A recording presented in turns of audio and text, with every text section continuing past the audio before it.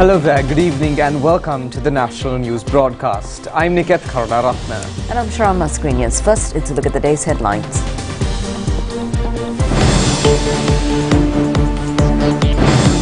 The Cabinet Subcommittee has been appointed to look into the future activities of Sri Lanka cricket. Many reservoirs are overflowing due to heavy rains. A number of areas have been inundated. A sum of 1 billion rupees has been set aside as the first installment of the fertilizer subsidy in the Maha season. The committee appointed on the dispute of 3 parliamentarians will release its decision on Thursday. A large number of air raids were targeted to the Gaza Strip last night. Angelo Matthews makes history as the first cricketer who was out for not batting within the scheduled time.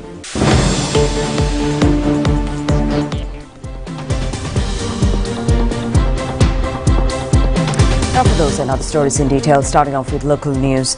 Chairman of the Sri Lanka Cricket Interim Committee, Arjuna Ranatunga, says that his aim is to make Sri Lanka cricket an entity free of frauds and corruptions. He said that he will form a team that can make any sacrifice on behalf of the country.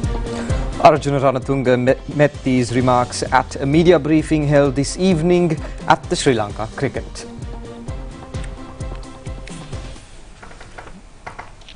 Minister of Sports Roshan Ranasinghe appointed an interim committee for Sri Lanka cricket today by issuing a special Gazette notification. The interim committee has 7 members, including retired Supreme Court judges S.I. Imam and Rohini Marasinghe, and retired High Court Judge Airangani Pereira. The rest of the members are Attorney at Law Rakita Rajapaksha, Upali Dharmadasa and H.M. Jamaldeen. This interim committee was appointed by the powers vested to the Minister of Sports in pursuant of the 32nd clause of the Sports Act number 25 of 1975. The interim committee will be effective from today until an election of office bearers for Sri Lanka cricket will be held. The special audit report with regard to the T20 World Cup tournament 2022 has revealed many irregularities within the Sri Lanka cricket administration. The relevant Gazette notification states that the interim committee has been appointed to look into the frauds, corruptions and malpractices committed by the former executive committee of the Sri Lanka cricket and to take necessary measures and disciplinary action against the culprits. According to the Gazette, registration of the Sri Lanka cricket has been suspended from today to grant opportunity to conduct the necessary legal actions independent and transparently. In this Gazette notification, the Sports Minister said that it is evident the public trust over the Sri Lanka cricket is shattered at present. It is the responsibility of the interim committee to conduct a proper investigation into this matter and make necessary recommendations to rectify the situation. Sports Minister Roshan Ranasinghe said that there are 2 major factors in the future activities. The first is to look into the frauds and corruptions that have occurred. The second matter is to update the cricket in Sri Lanka. Priority should be given to normalize cricket and give a sense of relief to the public. The present chairman of the interim committee may be the best person to achieve this target. In addition, 2 former Supreme Court judges and a retired High Court judge have been appointed. The committee is responsible to look into all malpractices committed during the past period.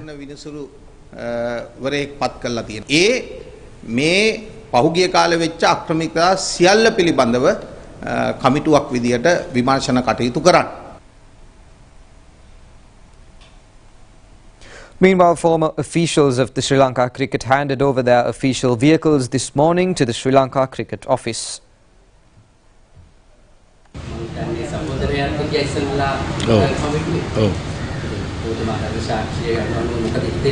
මම මගේ සහෝදරයත් හිටියා. ඒ වුණාට මම 1989 ඉඳලා උපසභාපති කෙනෙක් හිටියා අවුරුදු 8ක්. එහෙම ඉඳලා ඊට පස්සේ සභාපති වෙලා තමයි ඉදිරියට ඇවිල්ලා තියෙන්නේ. Meanwhile, Sri Lanka Cricket Interim Committee met the Sports Minister at his ministry today. Then the Minister and the Chairman of the Interim Committee met cricket fans who were present at the Sports Ministry premises in this occasion.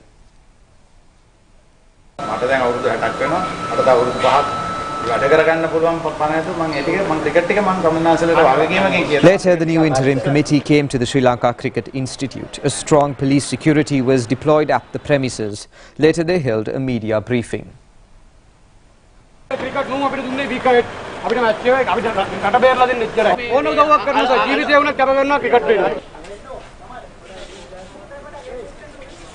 Arjuna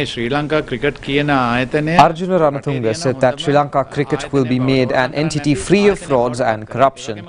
There are many problems to be solved with immediate effect. There are disciplinary problems among the cricketers. There are very clever cricketers in Sri Lanka. The problem is that they have been misled by some elements rousing unnecessary matters.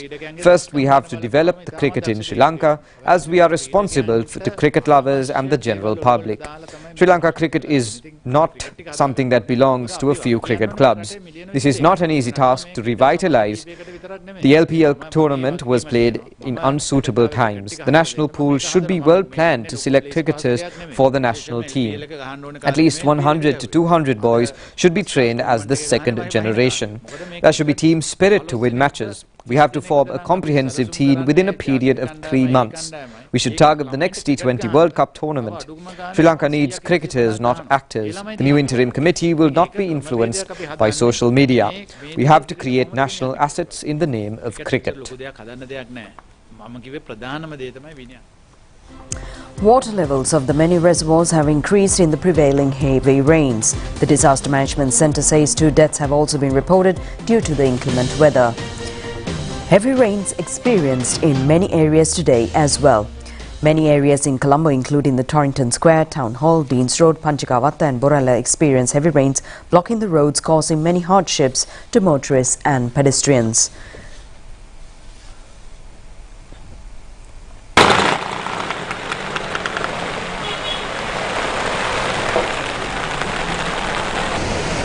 Sluice gates of several reservoirs in Anuradhapura district have been opened due to heavy rains experiencing in the district.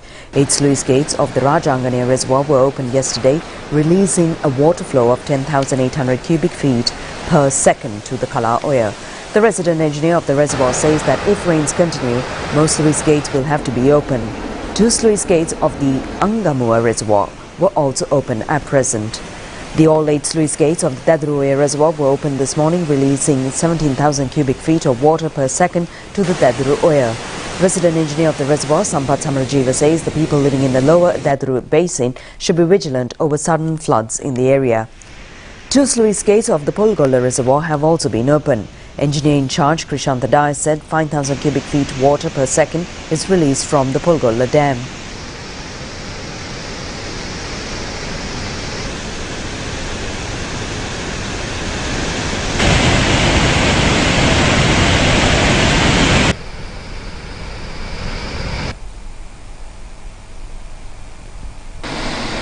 Four sluice gates of the Thabboa reservoir in Puttalam have been opened by 1 feet, releasing excess water to Mioya.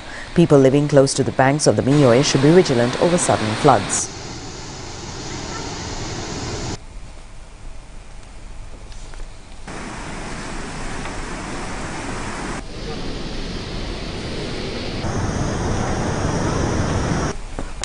Five sluice gates of the Veheragala reservoir are also open at present. People living close to the either banks of the Maniganga have been informed to be vigilant of floods. 5 sluice gates of the Muruttuwela reservoir were also open. The excess water is released to Urubokoya, and the people living in low-lying areas of Uruboka have been informed to be vigilant. Catchment areas of the Castleway and Mausakali reservoirs are receiving heavy rains at present. Our correspondent says that Vimala Surendra reservoir is already overflowing due to heavy rains. The irrigation department says the reservoirs under purview of the department are filled up to 50% of the entire capacity at present. Mavili reservoirs are filled up to 60% at present. Water capacity of the hydropower reservoirs is about 90% at present. Director of Irrigation Department SPC Sugishwara said that this situation is positive for irrigational, agricultural and hydropower generation activities. The situation of overflowing reservoirs can be changed based on the prevailing rainy weather condition. If the rains continue, most sluice gates of many reservoirs will have to be opened. In such situation, there would be more floods in low-lying areas. පිටවාන් දැමීමේ ගේට්ටු විවෘත කර ඇති ප්‍රමාණය වැඩි කිරීමට සිදුවීමේ සම්භාවිතාවය ඉහළයි. ඒ අනුව පහළ ප්‍රදේශවලට මේ පිටවාන් ජලයෙන් සිදුවන බලපෑම් තවදුරටත් අධික වීමේ අවදානම පවතින බව විශේෂයෙන් සඳහන් කළ යුතුයි. An earth slip occurred at Badgoda area in Haldamulla along the Colombo-Badulla main road yesterday, blocking the road. However, one lane of the road was open for motor transport this evening. Residents of the 7 houses in the close proximity of the earth slip have been evacuated to safe places. An earth mound fell onto a makeshift trade stall at Siamalagastan area in Teldenia along the Kandy Mahiyangane road last night, killing a woman. The deceased was a 36-year-old mother of 2 children. A male has died by drowning in Siripella area in Pannala. His body was discovered from a paddy field in the area. He was riding a motorbike along the Kudalputta road at a time of heavy rain. Police suspect that his motorbike had fallen into the floodwater, causing his death. The motorbike was also found from the area this morning. The Met Department has issued an advisory warning on heavy lightning. Thunder showers or heavy lightning may occur in the western, central, Sabragamua, north central and northwestern Nanu and southern provinces and in the Mullathuru and Manna districts. Meanwhile, the Disaster Management Centre says 959 persons have been placed in 17 welfare centres due to disastrous situation. Director General of the Meteorology Department, Atula Kanranayaka, said that there may be a certain amount of decrease of rain in the coming few days.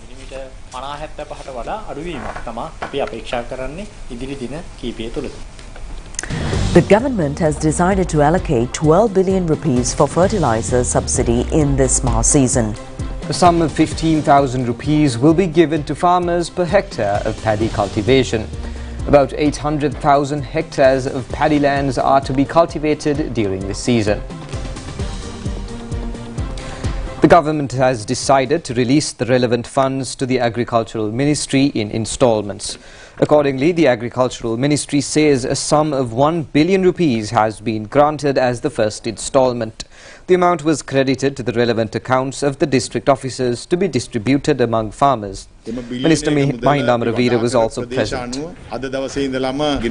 Minister Mahinda Amaravira said that the sum of 1 billion rupees will be credited to the relevant accounts within the next few days. However, farmers should not make inquiries from tomorrow onwards. This is not an easy task as we have to consider accounts of each farmer. After gathering information, can we only distribute the money among the recipients? Last time there were many shortcomings in issuing account numbers, therefore we have to make it properly this season. This time the ministry does not force the farmers to purchase fertilizer from the Agrarian Services Centre.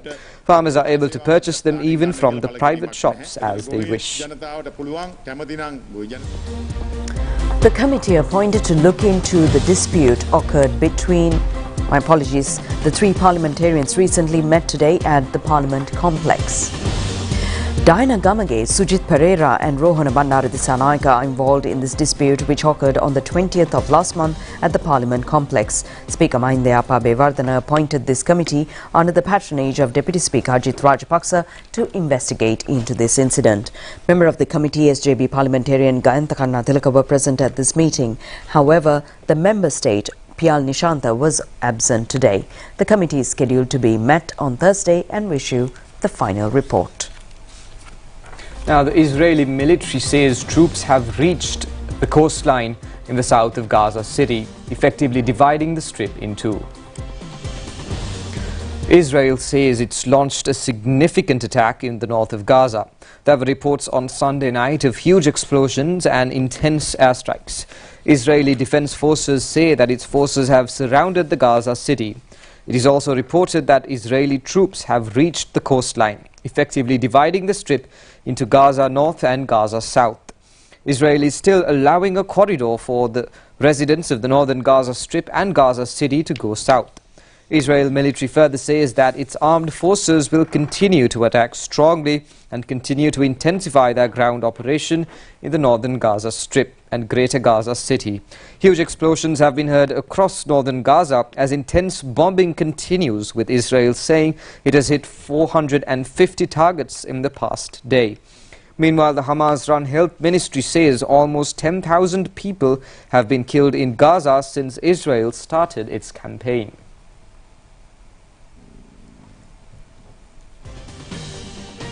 Now, Prime Minister Dinesh Gunawardena met the new ambassador of Iran, Ali Raiza Belkhosh, today. The new ambassador stated that he will take measures to further enhance economic and cultural relations between Iran and Sri Lanka during his tenure of office. The meeting was held at Temple Trees. The Iranian ambassador recalled the close friendship and the social-cultural ties between the two countries since Asian times. The Prime Minister thanked the government of Iran for the support extended to Sri Lanka to overcome the current economic challenges and to accelerate development activities. Secretary to the Prime Minister Anurud Dissanayake, head of the Consular Division of Iran Embassy K. Solil, were also present at this occasion.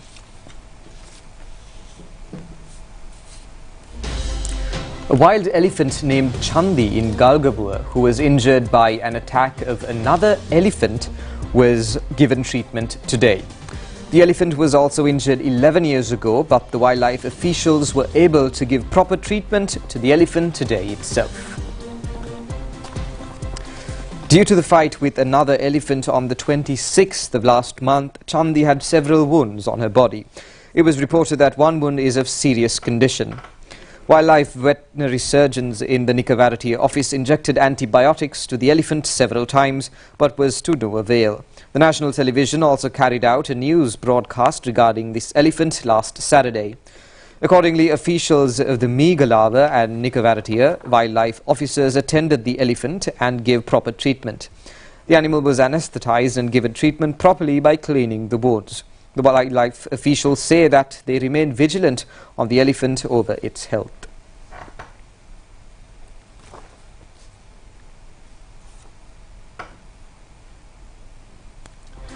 Now, with regard to the budget allocation for the Ministry of Education in 2024, the Minister of Higher Education, Susil Premajayant, announced that it has been planning to allocate a sum of 237 billion rupees to the Ministry of Education's budget for the year 2024.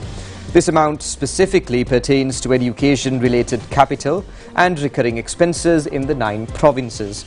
The Cabinet has already approved the policy framework for education reforms, which we will present in Parliament after receiving sectoral parliamentary approval. This initiative aims to establish a stable education policy that endures across different governments and ministers. It will drive reforms in 4 key areas, focusing on transitioning from an exam-centric system to a more diversified and inclusive classroom assessment. The ultimate goal is to provide quality education to both students and educators. He stated these facts addressing the press conference at the Presidential Media Centre today, held under the theme Collective Path to a Stable Country. Due to certain delays in the country, the school year began on March 27, 2023. We have taken measures to prevent such delays, enabling the start of the new school term on February 19, 2024. Our objective is to ensure the full completion of the curriculum from the first year to the 11th year within the same academic year, allowing us to conduct the 2025 school year without disruptions. We have also made arrangements to conduct advanced level examinations. Although there have been some professional challenges, we have managed to maintain the examination schedules, ensuring timely examinations. We also prepared to release the results of the ordinary level examinations conducted in the 3rd week of this month. Despite the ongoing circumstances, we are determined to manage time efficiently and conduct exams as scheduled. When we assumed office, there were 808 vacant positions. The Treasury approved the recruitment of 50% of these vacancies. As the examinations have been completed, we are actively preparing for interviews and recruitment. Furthermore, approval has been granted for 707 teacher education service positions, and we are working towards the immediate appointment. This move aims to provide training for teachers across 19 faculties. Our goal is to fill all teaching service vacancies before the upcoming school term. The Minister also addressed the challenges encountered regarding the appointment of teachers and development officers as graduates. A group of individuals took the matter to court when we were ready to hire teachers and development officers as graduates. As a temporary solution, provincial-level vacancies for retired dignitaries and teachers who have left service have been approved, and recruitment is underway to address the needs of all provinces. State Minister Dr. Ranjit Siambala Pithiya says that a new authority will be established in order to regulate microfinance institutes. Addressing the media in Ruanvalla area, he said that although there are about 11,000 microfinance companies in the country. Only 5 of them have proper registration. State Minister Dr. Ranjit Siyamalapitiya said that no registration means no regulatory system.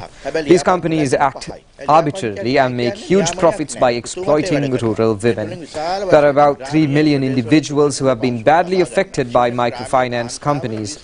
This has also become an internationally concerned problem. All microfinance companies must be registered and put under the supervision of the central bank. The microfinance companies that carry out their activities without registration will be fined with 5 years of imprisonment and a fine of 5 million rupees. He said that the government is ready to regulate the microfinance companies in a positive manner.